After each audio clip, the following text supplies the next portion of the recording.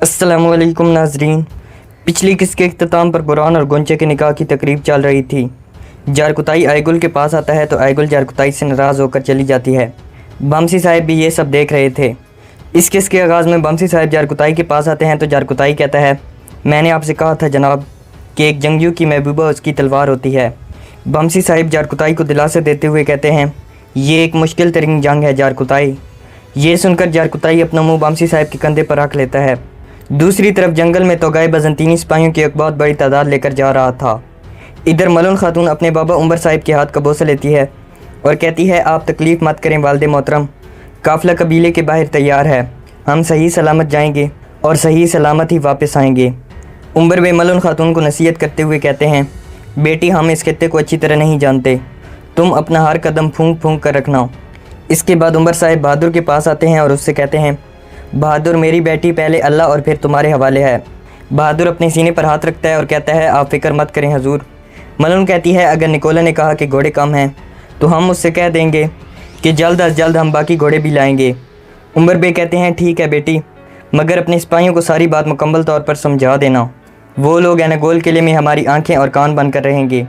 इसके बाद उमर बे अपने हाथ फैलाते हुए बहादुर और मलून खातून से कहता है, अब आप जा सकते हैं, आप लोगों का सफ़र आसान हो। ये सुनकर बहादुर और मलून वहाँ से चले जाते हैं। दूसरी तरफ सोगोत में निकाह की तकरीब ख़त्म होती है तो उस्मान और उसके सिपाही बाहर आ जाते हैं। इसी दौरान भाई सुंगुर भागता हुआ वहाँ आता है और अपने सीने पर हाथ रखकर उस्मान से कहता है, जनाब उमर सरदार का काफ़िला एनागोल के लिए रवाना हो चुका है।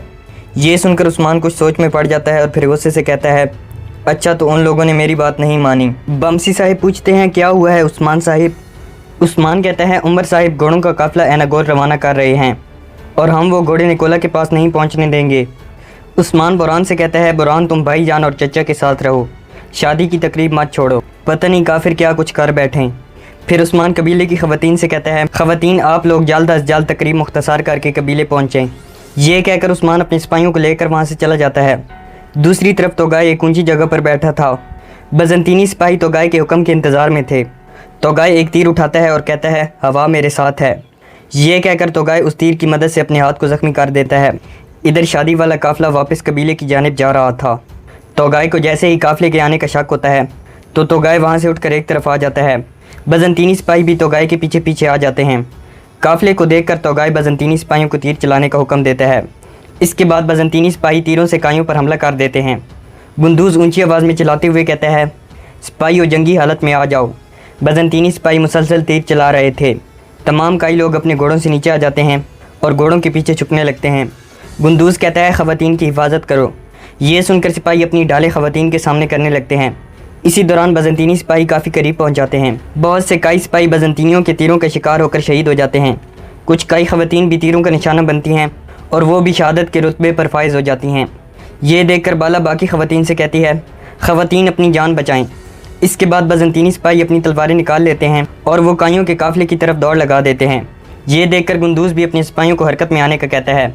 इसके बाद कई ख़वातीन और मर्द भी अपनी तलवारें निकाल लेते हैं और बजंतीनियों का मुकाबला करने लगते हैं। तोगाई एक जानिब खड़ा होकर यह सब देख रहा था। बमसी साहिब, गुंदूज़ और बाला बजंतीनियों पर टूट पड़ते हैं, जबकि गद्दार दुंदार भी दिखावे के लिए बजंतीनियों पर हमला कर देता है। अब्दुर्रहमान गाजी, उस्ताद दाऊद और आयगुल भी बड़ी बहादुरी के साथ लड़ रहे थे और अपनी तरफ बढ़ने वाले बजंतीनियों को मुसलसल काट रहे थे। अब्दुर्रहमान गाजी अपने एक बाजू के साथ बजंतीनियों को अब्दी नींद सुला रहे थे, जबकि इधर शादी वाला जोड़ा बुरहान और गोंचा भी बजंतीनियों पर कहर बनकर टूट पड़ते हैं। इसी दौरान आसमान से बारिश बरसने लगती है। तोगाई एक तरफ खड़ा होकर बारिश और लड़ाई के मज़े ले रहा था। इसके बाद तोगाई आसमान की तरफ देखते हुए मौत का नाम लेता है और फिर अपने तीर कमान से तैयार हो जाता है। इसके बाद तोगाई गोंचा पर तीर चलाता है, जो सीधा गोंचा के सीने में आकर लगता है। तीर लगते ही गोंचा तड़पते हुए नीचे गिरने लगती है। बुरहान की नज़र जब गोंचा पर पड़ती है तो बुरहान गोंचा के पास आकर गोंचा को थाम लेता है। बाला और आयगुल भी गोंचा को देखकर परेशान हो जाती हैं और ऊंची आवाज़ में गोंचा का नाम पुकारती हैं। अब्दुर्रहमान गाजी जब तोगाई को देखता है तो उसे बहुत गुस्सा आता है। इसके बाद तोगाई गोंचा पर एक और तीर चलाता है, मगर अब्दुर्रहमान गाजी गोंचा की जान बचाते हुए तीर अपने सीने पर खा लेता है और गोंचा के सामने आकर गोंचा को तीर से बचा लेता है। ये देखकर बुरहान गोंचा को छोड़ देता है और फिर बुरहान और बमसी साहिब अब्दुर्रहमान गाजी के पास आ जाते हैं। बमसी साहिब अब्दुर्रहमान गाजी का सर अपनी झोली में रख लेते हैं। ये देखकर तोगाई को बहुत गुस्सा आता है। बुरहान गोंचा के पास आ जाता है और उसकी हिफाजत करने लगता है। बमसी साहिब अब्दुर्रहमान गाजी से कहते हैं, शाबाश गाजी, हिम्मत करो। अब्दुर्रहमान गाजी कहते हैं, अलविदा मेरे भाई, मेरा वक्त तमाम हुआ। बमसी साहब कहते हैं, ऐसा मत कहो अब्दुर्रहमान। बोरान गोंचा को लेकर एक दरख्त के पीछे छुप जाता है और अब्दुर्रहमान गाजी की तरफ देखते हुए कहता है, हमें छोड़कर मत जाएं गाजी। बमसी साहब अब्दुर्रहमान से कहते हैं, मुझे तन्हा छोड़कर मत जाओ अब्दुर्रहमान।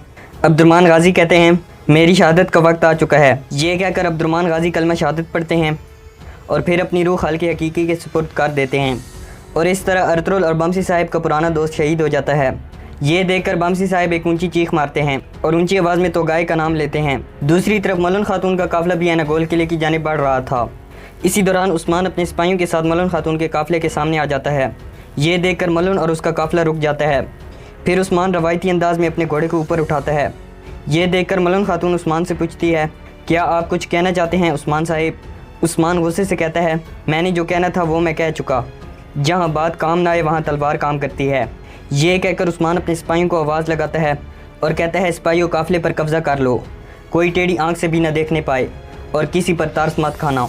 ये सुनकर मलन खातून हैरानों परेशान रह जाती है। इसके बाद उस्मान के सिपाही मलन खातून के काफिले की जानिब बढ़ने लगते हैं। दूसरी तरफ बजंतीनियों और काइयों के दरमियान लड़ाई जारी थी। बमसी साहब ने अब्दुर्रहमान का सार अपनी बाहों में लिया हुआ था, जबकि इधर बोरान भी गोंचा को थामे हुए था। बोरान गोंचा से कहता है, मेरी प्यारी गोंचा अपनी आंखें खोलो। गोंचा कहती है, शुक्र है आखिरी लम्हात में आप मेरे साथ हैं। ये सुनकर बोरान रोते हुए कहता है, मैं तुम्हारी मिन्नत करता हूँ गोंचा, ऐसा मत कहो। इधर कई सरदारान बड़ी बहादुरी के साथ बजंतीनियों का मुकाबला कर रहे थे। गुंदूज, आयगुल और बाला तेज़ी के साथ बजंतीनियों को काटने में मसरूफ़ थे। गोंचा की आंखें जब बंद हो जाती हैं तो बोरान गुस्से से तोगाई को देखने लगता है और फिर ऊंची आवाज़ में दौड़ते हुए तोगाई का नाम लेता है। ये देखकर तोगाई अपना बाजा बजाता है तो कुछ बजंतीनी तीरंदाज तोगाई के पास आ जाते हैं और वो काइयों पर दोबारा तीर बरसाने लगते हैं। बजंतीनी तीरंदाज एक मरतबा फिर काइयों पर तीर बरसाने लगते हैं। ये देखकर काई बजंतीनियों और दरख्तों के पीछे छुप जाते हैं। जब तमाम काई ढालों से अपनी हिफाजत करने लगते हैं तो बजंतीनी तीरंदाज पीछे हटने का फैसला करते हैं। ये देखकर गुंदूज अपने सिपाहियों से कहता है, सिपाहियों शाबाश, हरकत में आ जाओ। इसके बाद कई सिपाही बजंतीनियों के पीछे चले जाते हैं। ये देखकर दुंदार ऊंची आवाज़ में गुंदूज से कहता है, भतीजे ये तुम क्या कर रहे हो? क्या तुम देख नहीं रहे कि वो पीछे हट रहे हैं? गुंदूज कहता है, चच्चा मैं इस कुत्ते को जाने नहीं दे सकता। ये कहकर गुंदूज और उसके सिपाही तोगाई और बजंतीनी सिपाहियों के पीछे चले जाते हैं। इधर बाला और आयगुल गोंचा के पास आती हैं और बाला परेशान होते हुए गोंचा से कहती है, गोंचा मेरी बहन अपनी आंखें खोलो। कई सिपाही अपने ज़ख्मी सिपाहियों को सहारा दे रहे थे। दुंदार और उस्ताद दाऊद अब्दुर्रहमान गाजी के पास आ जाते हैं और अब्दुर्रहमान गाजी को देखकर दुखी हो जाते हैं। इधर एक काई बच्चा अपनी शहीद माँ के साथ लिपट कर रोने लगता है। ये देखकर आयगुल और बाला बहुत दुखी हो जाती हैं। बाला खड़ी हो जाती है और ऊंची आवाज़ में अपने सिपाहियों से कहती है, सिपाहियों ज़ख्मियों को फ़ौरन कबीले ले चलो और मैयतों को भी साथ ले जाओ। बोरान गोंचा को उठाता है और उसे एक घोड़ा गाड़ी पर सवार कर देता है। दूसरी तरफ उस्मान के सिपाही मलन के काफिले की जानिब बढ़ रहे थे। ये देखकर मलन के सिपाही भी हरकत में आने लगते हैं तो मलन उन्हें रुकने का कहती है। उस्मान भी अपने सिपाहियों को ठहर जाने का कहता है। मलन ऊंची आवाज़ में उस्मान से कहती है, क्या आप ये सोचते हैं कि सिर्फ ज़मीनें देने से हमारे फ़ैसले भी आप करेंगे? उस्मान कहता है, खातून तुम्हारी ज़िद 2 कबीलों में इंतशार का सबब बन रही है। तुम और तुम्हारे वालिद मेरे सब्र का इम्तिहान ले रहे हो। मलन उस्मान से कहती है, अपने सिपाहियों से कहें कि वो पीछे हट जाएँ और हमें ऐसा करने पर मजबूर ना करें कि हमें आपकी इज़्ज़त पर सरदारी फ़ैसले को तरजीह देनी पड़ जाए। उस्मान कहता है, तुम मेरे दुश्मनों को घोड़े बेचकर अच्छी इज़्ज़त कर रही हो। मलन खातून अपनी सफाई पेश करते हुए कहती है, उस्मान साहिब यहाँ आने से पहले हमने आपसे तिजारत की बात की थी और आपने कहा था कि तिजारत में खुली छूट होगी, इसीलिए हमने आपका एतबार करके आपकी दावत कबूल की थी। अब आप या तो वादे पर कायम रहेंगे या फिर आप इंतशार की वजह बनेंगे। ये सुनकर उस्मान को मज़ीद गुस्सा आ जाता है और उस्मान अपना हाथ खड़ा करते हुए कहता है, सिपाहियों घोड़े ज़ब्त कर लो, वरना मैं कुछ ऐसा न कर गुजरूँ जिस पर बाद में अफसोस हो। इसके बाद उस्मान के सिपाही आगे बढ़ते हैं और मलन के सिपाहियों को काबू करने में कामयाब हो जाते हैं। उस्मान के सिपाही मलन खातून के सिपाहियों पर अपनी तलवारें रख चुके थे। ये देखकर मलन खातून कहती है, कई सरदार डाकू कब से बन गए हैं उस्मान साहिब, ये तो सरासर डाका है। उस्मान ऊंची आवाज़ में कहता है, मैंने तिजारत की इजाज़त दी थी, दुश्मन का बाजू बनने की हरगिज़ इजाज़त नहीं दी थी। उस्मान के सिपाही मलन के सिपाहियों से तलवारें लेकर नीचे फेंक देते हैं। उस्मान मलन खातून से कहता है, आप जायज़ तिजारत करने के लिए आज़ाद हैं, मगर घोड़े तुर्कों के लिए हथियार हैं, इन्हें काफिरों को फ़रोख्त नहीं किया जा सकता। आप घोड़े, तलवारें और तीर फ़रोख्त नहीं कर सकते। उस्मान कहता है, मलन खातून आप एनागोल जाएँ और जिस चीज़ की मर्ज़ी तिजारत करें, मगर ये घोड़े मेरे साथ मेरे कबीले जाएंगे। निकोला ने जिस चीज़ की पेशकश की है मैं उससे दुगना मुआवजा दूंगा और इस गद्दारी को यहीं पर दफन कर दूंगा।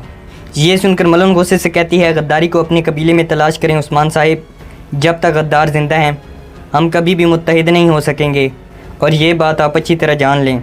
इसके बाद उस्मान के सिपाही मलन खातून के सिपाहियों को छोड़ देते हैं और उनके घोड़े अपने कब्ज़े में ले लेते हैं। यहाँ पर इस एपिसोड का इख्तिताम हो जाता है।